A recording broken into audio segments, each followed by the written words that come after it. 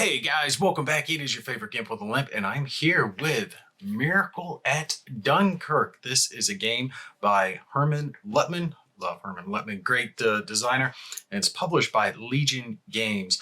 Now, I've been meaning to get more Legion stuff on my table. I haven't had a chance to, but I'm hoping this is the start of a good thing. More Legion going to be covered on my table. And I do have to say thank you to Herman because he was nice enough to send me a copy of this. And you guys owe me one because he gave me a choice between this or Rock of Chickamauga, and that was a hard choice on which one to go with. But I needed to cover some Legion stuff, so I definitely was glad to pick this one, throw it on the table. We're going to do what we usually do. We're going to pop down to the table, give you an example, show you how the game plays, go over the components, and then we'll come back up here for the final thoughts.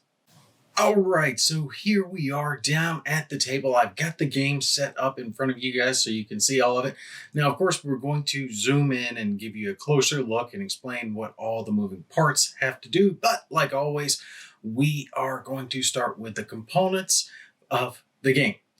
We are going to have one paper map, which you see laid out in front of you here. We've got the Dunkirk coastline and our avenues of approach here for all the different ground forces. And then down here at the bottom, we have the channel itself, the area that the evacuees and troops are trying to escape from. Besides that, of course, we do have a rule book, roughly 30-ish pages, not too hard to understand. And we also have a selection of player aids. There's a couple just one-sided and then two trifold player aids, one for basically your actions, one for the German actions. We have one for setup, and then we have one terrain effects chart that gives you things like the modifiers for defense and attacks and air attacks and all that good stuff. Now, there is one other player aid besides this, and it's for setup as far as the German forces are concerned. That's all the gray units around the edge of the map. My copy doesn't have it in it. The newer copies of the game do have them in it, and it just gives you a heads up on which side of the counter the German forces are going to be on, because they start on their gray side, or the darker gray side, and then they flip over to their lighter gray side later on in the game. That player aid, I'll put it on screen for you now, just tells you specifically, hey, start with this side of the counter, just to make sure you don't make any mistakes. Now, I've zoomed us in so we can see the last player aid that comes with the game. This is our turn record track. We've got our game turns here at the top, but we also have a few other tracks that we have to keep track of. These I am going to speak about when we start talking about how to play the game, but we have Luftwaffe, so the German Air Forces, the RAF, and that is the British Air Forces, the evacuation actions here, and I'll explain what evacuation actions are here in just a minute.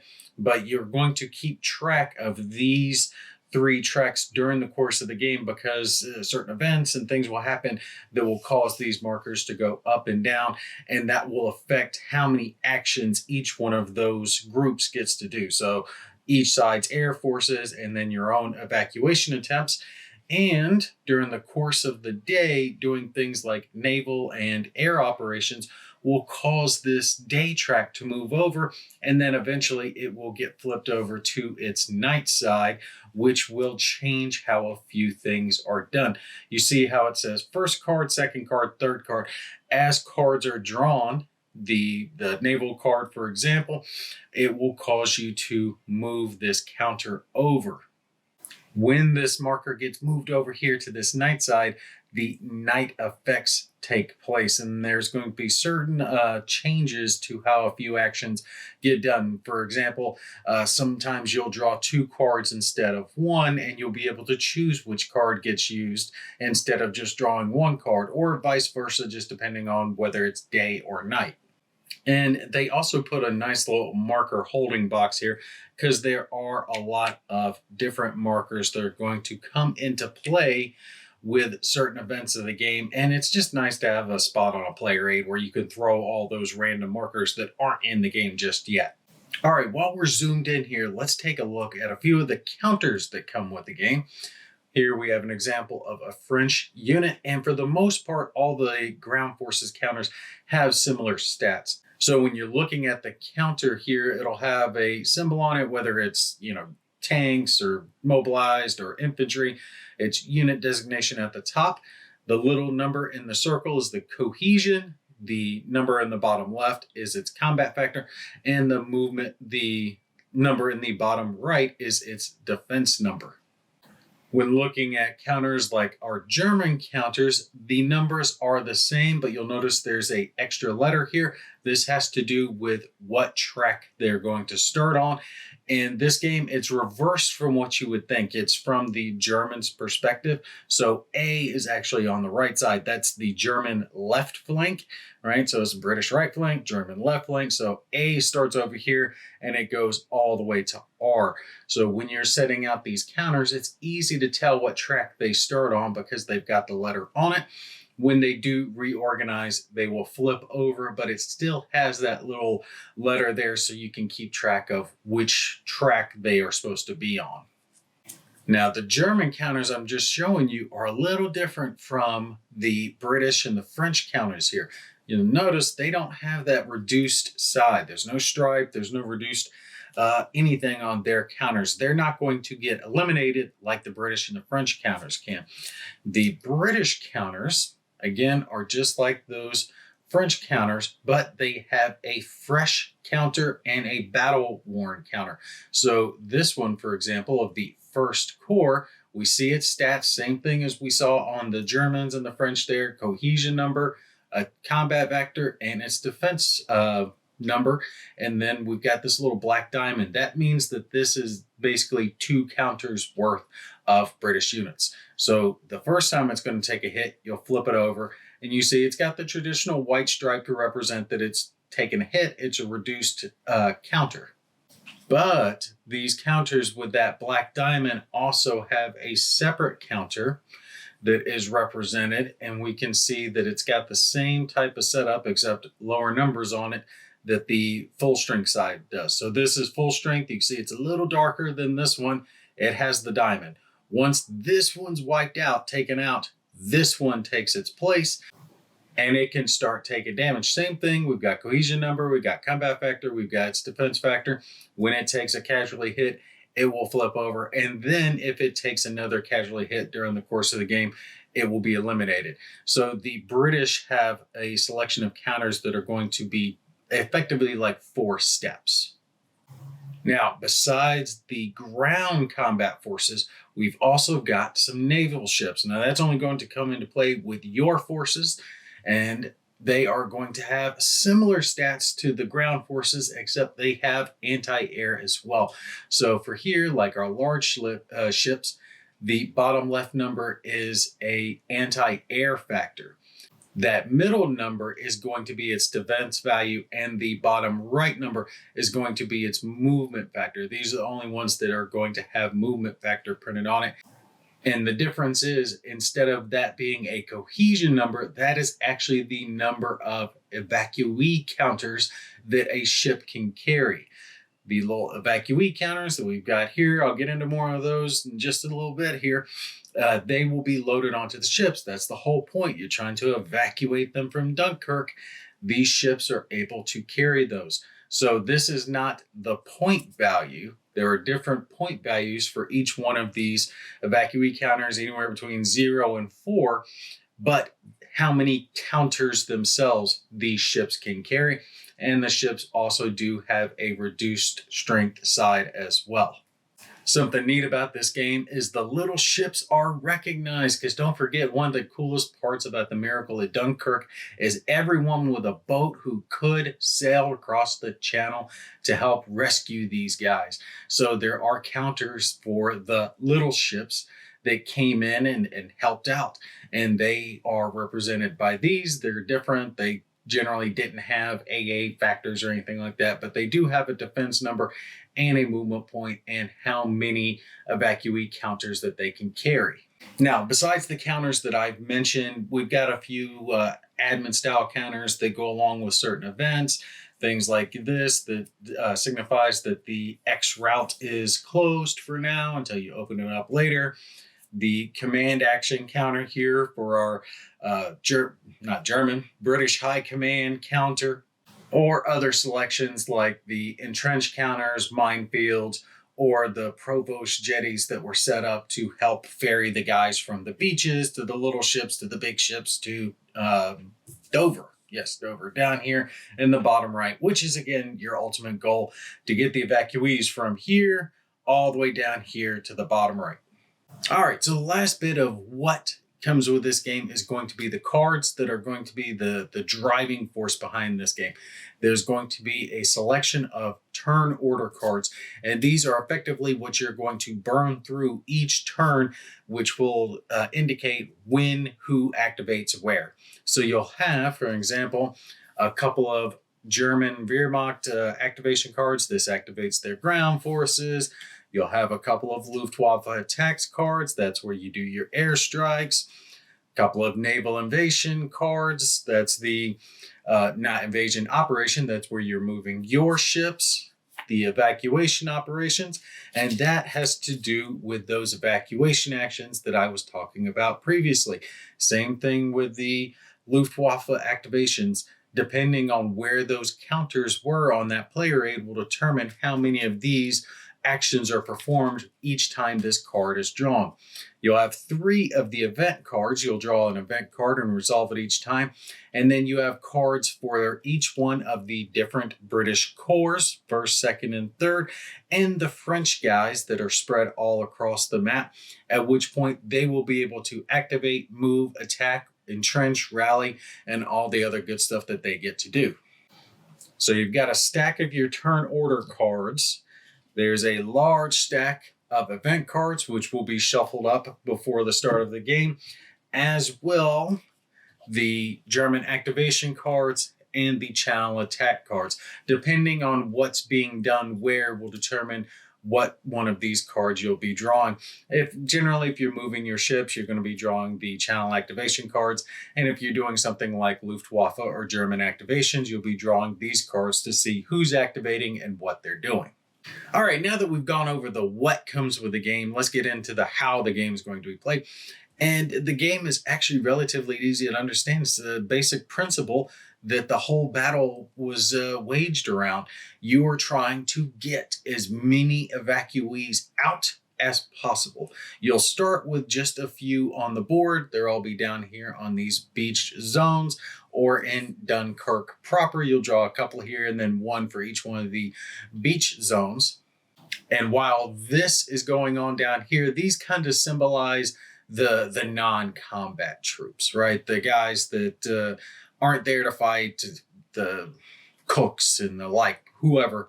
They're getting pulled out. The nurses, the doctors, these people aren't trying to hold back the German forces.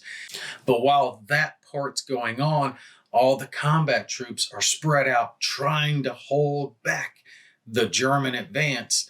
But it wasn't just these people that they were trying to get out. They were trying to get out as many of these people as well, because these guys who survived get to live to fight another day. So your combat troops become evacuees later on in the game, and you get to decide kind of when that happens. Obviously, you'll be fighting this fighting retreat action, pulling back slowly, trying to hold them off as long as possible while allowing some of your troops to move down towards the beach and then to be ferried out by the naval forces. All these crappy little blue counters, you can kind of just leave them to the Germans. All right, so like I said, there is a lettered and numbered track going across this board all the way across. Now, the Germans have a disadvantage in that they have one counter on each one of those tracks, but their counters can't move from a track. So if it's on track A, it has to stay on track A. At least it can move into other areas that are labeled as both, like down here, this is A5 and B5. It can do that, but it can't move from like A4 to B4. So, for example, each time one of those German Wehrmacht activation cards gets drawn, you'll draw your German activation cards, see who and where, and you'll start moving those troops up, and they'll do things like attacking your forces or moving down closer towards Dunkirk and the beaches where your evacuees are. All right, so let's just give some examples here of what's going to happen with certain cards are drawn. For example, if you're drawing things like your French ground operations or one of the specific British ground corps operations, it's going to give you a few select actions that you're going to be able to do with those forces.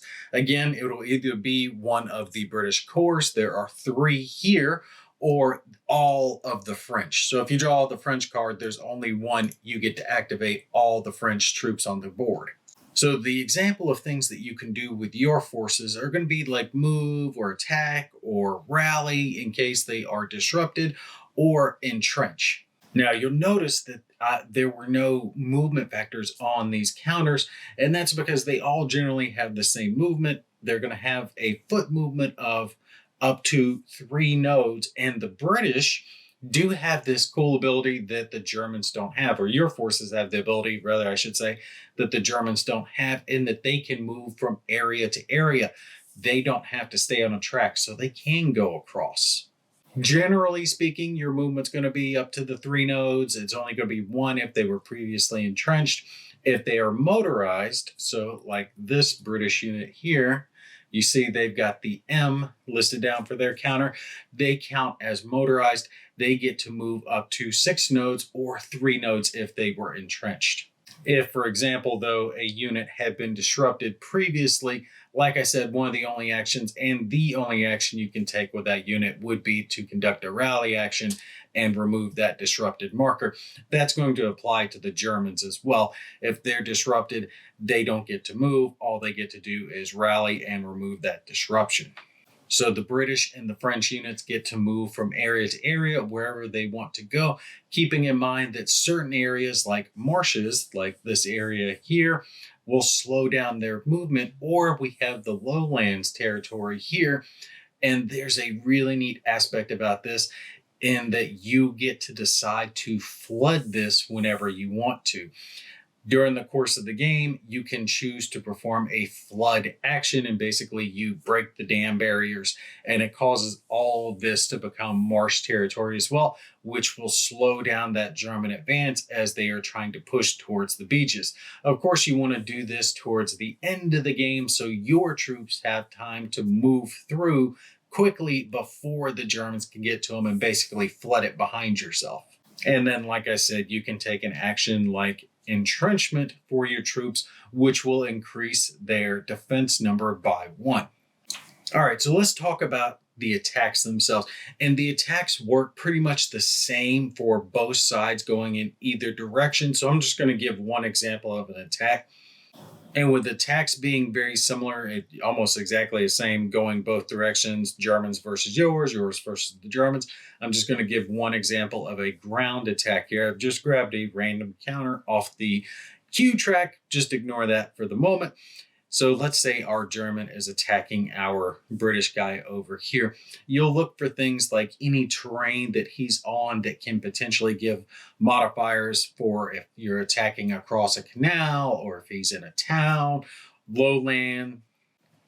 And again, all that's going to be listed down here on our terrain effects chart, which gives you certain bonuses to your defense, depending if there's fort, city, town, canal, river, beach, whatever terrain you're in, you might get a bonus to your defensive number. Also, if you have your unit entrenched or if you have combat support backing you up, they can increase your defense as well. And all you're trying to do is beat, not meet or beat. It has to be a beat in this game. You'll roll as many dice as the combat factor is. So our German unit here has a combat factor of 5. We've got a British unit's entrenched. He's got combat support. So he's looking at a 5 for his defensive number. So German guy here is rolling 5, and he's basically looking for 6s to win. And in this case, he would get a single success. Now, depending on who's attacking will determine what those number of successes do to each side. For example, when the Germans attack, if they only get 0 successes, then their attack's been repulsed, the attack's halted, and the German unit is going to take that cohesion test to see if it's going to retreat. If it passes, so rolls equal to or under its cohesion number, it will stay. It will retreat 1 node. If it fails, it's going to retreat 2 nodes. If it only gets a single success, then it applies 1 success onto that allied unit, but the German unit still has to take that cohesion test to determine whether or not it's going to retreat or continue the attack. Now, when it comes to applying those successes against the British and French units, it's done a little differently than it is against those German units. You have to pick one of 3 things to do when applying successes. Again, just determined based on the number of successes that the German unit got in the attack. So you can either retreat 1 or 2 areas, player's choice. You can destroy entrenchments to take care of a success, or you can take a casualty hit, which is flipping the unit over to its reduced side. In some cases, you're not going to be able to retreat or whatever is going on. And if the German unit gets a large number of successes, they can continue on the attack and keep pressing you and forcing you back further. Remember, like I said, you're not wanting to just fight with your units. These guys have to become evacuees later. They've got to escape as well. So you can't eat up all of those successes in casualty hits. You're going to have to take some with entrenchments and retreats where you can. When it comes to applying successes to a German unit when the British are attacking, and yes, you can attack as the British, but generally you're not going to be doing a whole lot of attacking. Remember, this is kind of like a fighting retreat. But if you do get a good attack on them, the results you're going to see is if you fail, you will take casualty hits yourself. But if you succeed, you're going to be able to force that German unit back a number of movement points, just depending on how many successes that you get, and they'll be disrupted. Last couple things real quick when it comes to the ground activation. When you are activating those German units, you are going to draw one of these cards, the German activation card, and you're going to look at the bottom. You're going to look at the top when you're activating their Luftwaffe, down here when you're activating their troops, and it's going to tell you what group is going to activate. It'll tell you either a track or it'll tell you a corps. And you remember, this is going to be either before or after they reorganize, which is where they flip their counters. And it'll give you 2 corps in that case, just depending on if it's before or after reorganization. For example, it'll say activate 4th or 9th Corps, just depending. If it's before reorganization, it's going to be 4. If it's after, it'll be the 9th. It might say activate this track and this track, or it might say a couple of random tracks or 1 random track. If it gives you like a flank, like here, 2 random right flank. Remember, right flank's over here, left flank's over there for the Germans. In that case, you'll simply roll the D6 twice to determine which track is going to activate. And you can potentially get the same track, so you could end up activating the same track twice. Last little thing to note about the ground forces is you really want to keep those German forces back as long as possible, obviously, but there is a problem if they ever make it to the end of a track. So let's say the tank, it gets all the way down here to the beach. In that case, that entire line is cut off because you can never go behind the German forces. So if they ever get all the way down to the beach, they effectively will divide Dunkirk in half. So all your forces over here won't be able to move over in this direction and vice versa. Obviously, that can be very bad for you if the Germans make it down to one of these little beach zones and all of a sudden your map is cut in half. And now all these forces are kept away from all of these forces. All right, so besides that, we've also got our Luftwaffe attacks. All right, I'm going to try to speed us up just a little bit because I'm getting a little long in the tooth on this. But if you draw your Luftwaffe, what you will do is at first draw one of your German activation cards, right? But now you're looking at the top, and it's going to tell you a modifier. So you're going to move this up or down depending on whatever it shows here. It might take away sorties, it might add sorties to the number that the Luftwaffe has, right?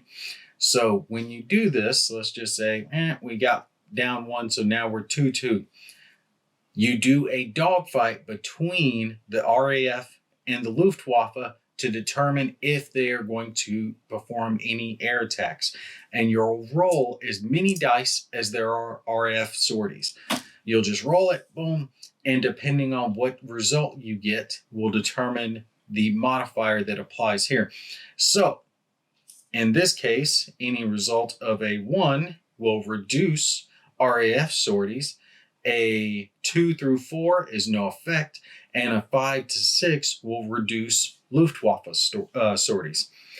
You'll do that again for the number of RAF sorties that are listed down, and then if there are any remaining Luftwaffe sorties, then you will draw one more card to determine what the Luftwaffe is going to do. So the first time you draw the card, you're just looking at the modifier.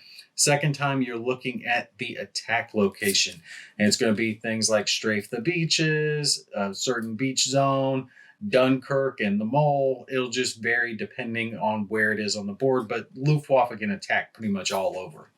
And again, now you're going to be looking for a number of successes on their attacks. They'll roll as many dice as they have sorties left, and the defensive number that you're going to be looking for is going to be listed down here on your terrain effects check, with the exception that if it's against your naval forces down here, they have their own defensive number, but don't forget they have AA values. And in this case, they get to reduce the number of Luftwaffe attacks by 1 for each A value that they have. So like our minesweepers here have a 1. If the Luftwaffe had 2 sorties, they'd be reduced down to 1 for their air attack for that round.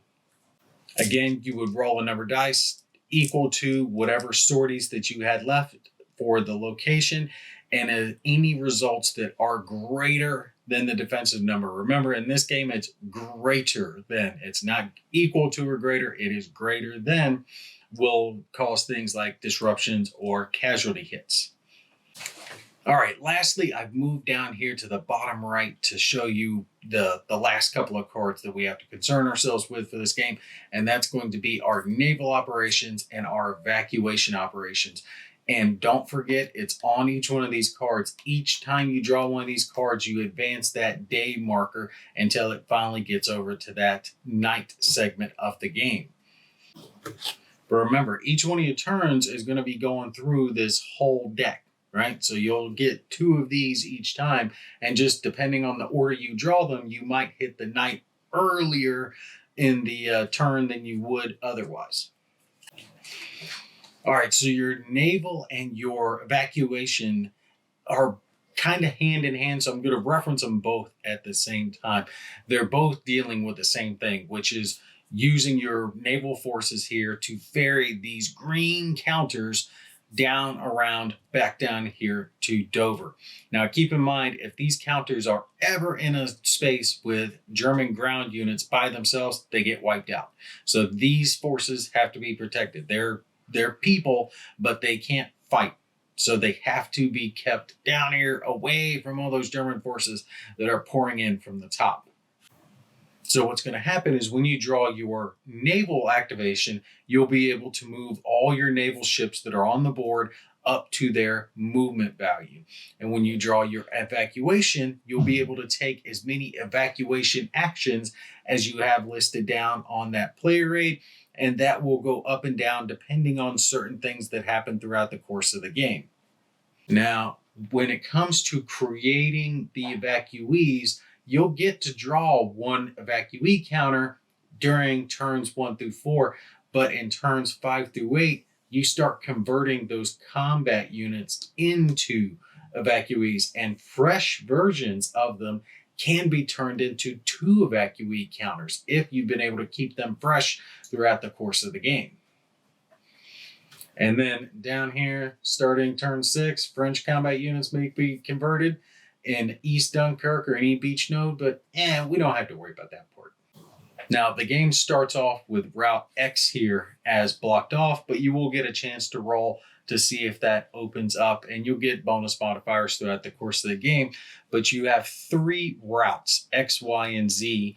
Z comes around like this, X goes down here, and Y is the longest. It goes all the way around along the beach, all the way back down over here to Dover. Now, the good part about it is there are a couple of things that can help your action economy when it comes to moving these evacuees onto this track, because your large ships, which can hold more of the evacuation counters than the little ships can't move into these spaces over here. These are the shallows by the beaches. They can't move into there, though. But if you have something like a little ship here in the S space, or one of these provost jetties that you can create, what that effectively allows you to do is to have like a free action where you get to move the evacuees directly onto these ships. So our large ship here, our evacuees could be moved, and then boom, they could go directly out here into the Y to where they could be moved on with our naval vessels using like our little ships here or our provost. And the mole right here allows 2 free evacuations. Kind of interesting. It says +1 on here, but in the player aid, we've got move 2 evacuees from East Dunkirk to an M space. So we've got East Dunkirk here. As long as the mole is undamaged, you can basically take them and move them right in here into this spot to where they can jump onto a naval vessel. Now, the key choice is going to be where you're going to take your naval vessels back down to Dover. Are you going to bring them around Z and try to take them in this direction? But in this case, you're going to have to deal with German artillery that's going to be firing at you here and here. But it's not like Y is even safer, because we've got E-boat, U-boat all the way down here along the bottom. And these are going to come into play with those event cards. The event cards, if drawn and you have a naval vessel there are event cards for U-boats and E-boat attacks, and they will attack any of your naval vessels that happen to be in these squares during that course of the turn. Occasionally, things like mines will get placed down, but you do have one minesweeper out there that can take care of those mines for you. But again, you got to keep in mind the German artillery, which will halt your naval vessels as they're moving along. And there are 3 zones of that. There's one over here if they gain control of Newport, and then over here at Calais and Gravelines. I know I'm pronouncing that one wrong. So there's 3 zones that have German artillery, but there's one that they start with, which is at Calais. Ultimately, though, you will sail your vessels around. When they hit Dover, it is a free action for them to unload the evacuees, and then they can sail back out to attempt to get more. And I will tell you, it is not going to be an easy game to win, because these are how many evacuee points that you have to get to win this game. It's 54 or less is a catastrophe. Just to get fair, you got to get at least 70 points worth of evacuees out. 100 or more, you've achieved the miracle. Although you will lose some victory points if Dunkirk is captured or if Newport is captured. And you'll get half points for any evacuees who are still at sea, still in the channel when the game ends. Now, that's 4 from everything, but I've given you the basic gist of how the game plays. Let's go back up and do some final thoughts about Miracle at Dunkirk. All right. We have taken a look at Miracle at Dunkirk. Now, this game was a little harder to review, and it's not a hard game. It's not a hard game by any means to understand, to learn. And the rulebook isn't that long. I mean, it's not even 30 pages. But I found myself struggling to get it all into I try to keep my reviews at about 30 minutes. And I was struggling to get it down in there. And it's not that the game's hard. It's just that there's so much going on with this game, so many little moving parts, that it's hard to cover all of it to get it all into one review. Now, to start off addressing the components, like I said in the table portion itself, components are fine, no problem with it. The only thing, I did clip these counters. Some people will, not like that, but I've never minded clipping counters. I always find it therapeutic. Oregon laminate counter clipper is the way to go, I'm telling you. The one thing that threw me about these counters was that the front side of the counter was actually on the back of the counter sheet. So you guys know, like when they're stamped, they're a little bit more rounded on the front than they are on the back. And that was actually the back side of the counter. I don't know if they did that on purpose or if it was just, printed that way or just, whatever. It was really not that big of a deal, but it threw me as I was playing the game to, like what's the front side? Oh, no, it's actually the back side. And it threw me just for a little bit when I was first started with it, but it's not a big deal. It's nothing to detract from the game, but it might be your copies being the same way. It might be just my copy that was like that. It's really not a big deal either way. The only thing I will address as far as components is that some people don't like paper maps, and I think that paper maps are fine. It's a cost-saving measure, and it's a fairly substantial cost-saving measure. And especially in this day and age, anything that game designers can do that cuts down on that cost, I'm all for. So paper maps don't bother me. Most of us have plexiglass or poster boards or frames or whatever that we use anyway, so it's really not that big of a deal. Go away, or I'm going to put pictures of you on the camera. I was going to show, but I'll throw them on here. Not the new ones. I do have new ones. You sent them to me. Yeah. So let's get into the game proper. And when it comes to Miracle at Dunkirk, it's not a game you win. It's a game you survive, right? It's, of course, you're shooting for points, but in this, it's the same hopeless feeling that they kind of had, and obviously, they call it the Miracle at Dunkirk for a reason. It was a miracle that so many were able to be saved from impending doom. They were hoping, what was it? Something like 40,000 or so they were hoping to be able to pull out, and they pulled out almost 10 times that amount that were able to be saved, and that manpower was able to be used later to actually fight again. Even a lot of the French were saved during that time period.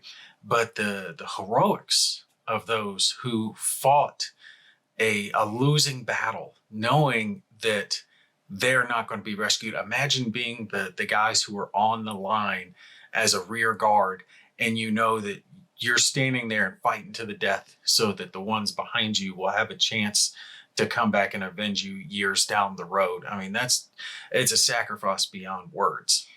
And the game has that same sort of feel to it. You can't wipe out the Germans, right? You can't beat the Germans in this game. You can't remove their counters. All you can do is kind of push them back. But even the counters themselves are designed in a way you really don't want to do that, because the combat factors for the Germans and their defense strength is so much higher than your troops that your chances of having a successful battle are slim. And even if you do take the chance to swarm your forces on a certain point, right? You bring enough firepower to bear to force that track back. Well, now you're leaving the other tracks open, right? So you might be able to push back one of their advances, but they're going to be coming in from the other directions. They're going to be hitting you with air power. And all the while that this is going on, you've got this conga line of ships going around down there at the bottom that are having to deal with artillery, having to deal with mines, having to deal with Luftwaffe attacks of their own. And they're trying to pick up people along the way as they're doing that, and then keep circling around, keep as many ships moving as they can. Then you've got the problem of trying to keep your harbors open, trying to keep the beaches clear. If any German makes it all the way down to the bottom, it divides your forces completely in half, because they can never go behind the German lines. Basically, it signifies the fact that the lead Germans have gotten there, and there's other German forces there behind it. They're not represented by counters, but once whatever the lead German counter is hits to a point, you can never go around behind them. So your field of play is just constantly doing this throughout the game. And not only that, but about halfway through the game, you've got to take what remaining forces you have and start turning those into evacuee counters, right? So it's not just, hey, you have these combat troops, use them as best you can to hold back the German forces. If you only evacuate just the evacuee counters that you get naturally, so like the ones that start on the board and the ones that you draw, without converting any of the combat troops, you will always get a catastrophe. You'll always get a failure game. You can never get enough points by just taking those units out. You have to be able to convert some of those combat forces into evacuees and bring them out. But once you convert them, that's it, right? So once they go from combat unit to evacuee, there's no swinging back, and they have no combat value. If any German gets onto them with no protective force there to look after them, they get wiped out instantly. On top of that, you're trying to keep them as full of health as possible on their highest step level, because that fresh unit is worth 2 evacuee counters, whereas a battle worn, right, when you get down into the second.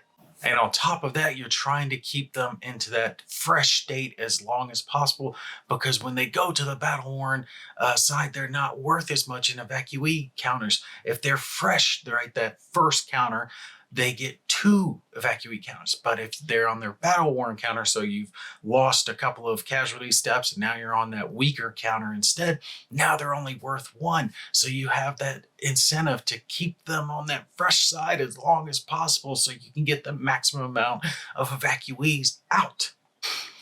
And I think Herman did well with this to kind of put the choice in your hand, and that your troops have a little more freedom of movement than the German troops do. Now, the German troops are very fast when they start, shooting down the tracks, but you can hop from area to area. The Germans can't switch from tracks. They're basically, that German unit's on that track and he's going to shoot all the way down it. Your units can, bounce around so you can move them, but giving you that choice to move them around, well, you might think, okay, well, let's go over to this left flank. Well, you shoot over left flank, now the right flank's, collapsing. So you have to make those wise choices throughout the game. At the end of the day, I really think that Miracle in Dunkirk is a thinking man's game with luck involved with it. And I think that kind of simulates what they went through in the real experience as best can be, in that you're going to have to make the best choices that you can with the best action economy that you can as well. And saying that, I'm talking about things like making those provost harbors and keeping the mole on its undamaged side as much as possible, because things like that kind of give you extra actions. And when you conduct like your evacuation actions, you're only going to have 1, 2, maybe 3, you get a few of those, but you've got to make them count as much as possible, and being able to have them do more, right? So not just moving a unit, but being able to get it from the beach down all the way into the channel to start moving in a single action will give you the ability to get enough counters out that you can actually win the game. But like I said, part of it's going to come down to luck. Things like that turn order draw cards, luck is just going to come into play, because you could end up having a game where you've got all the cards shuffled up and the Germans get to start first, and you draw the German cards, and then you draw their Luftwaffe cards, and your forces are just smacked up before you've even started. Or maybe you got a good start and a lot of your cards come first, and you have a chance to dig in, give your guys entrenchments, get them in the right positions so you can weather the storm a little bit better. And I think that works well to give replay value to this game. Sometimes the game's just not going to work with you. Sometimes it is. You'll get a variety depending on, the order that the cards come in, but having that variety gives you that replay value that you need with this game. If you didn't have that, if it was, the Germans activate and then your units, or vice versa, whatever, you would be able to build up a standard procedure that you would do with every game. With it being random, you can't ever really prepare. You're always going to be reacting to something, whatever the enemy forces are doing at that moment. And I think that kind of simulates well to the battle that they're trying to show here. So at the end of the day, I'll definitely give Miracle at Dunkirk a recommend. I think it'll be a little confusing when you first start it. Like I said, there's a lot of moving parts, all the different German forces, your forces that you're controlling. It'll take you a game or two to kind of get your head wrapped around it. But like I said, it's not hard. There's just a lot of things going on. A lot of different ground forces moving, a lot of different air forces coming in, conducting their attacks. And it's not hard though. It's just simple die rolls and then basic modifiers that are going to come into play. And I'm sure after a game or two, you'll have your head around it. Because like I said, the rules are not hard. So Miracle at Dunkirk is going to get a random turn order out of 10. All right, that's it for me. You guys take care. I'll see you in the next one.